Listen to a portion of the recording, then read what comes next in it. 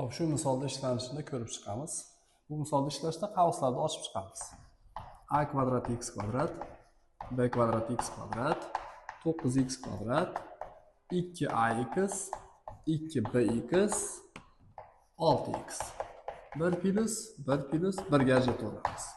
Mana bu ax va birlarni a kvadrat x kvadrat 2ax plus 1.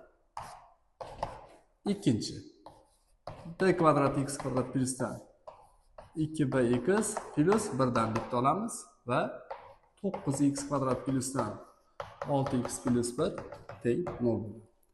Hop, ko'rinib turibdi, mana bu qavslar bizga to'la kvadratni beradi. Ax plusdan 1 ning to'la kvadrati,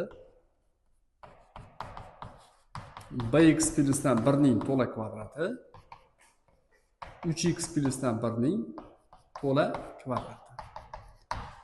To'la kvadratlar, bular musbat son bo'lgani uchun faqatgina har biri 0 ga teng bo'lganda o'rinli bo'ladi. Demak, ax plusdan 1 0, bx plus 1 teng 0, 3x plus 1 teng 0. Demak, ko'rinib turibdi. A donda nima kelyapti? 3. B donida 3.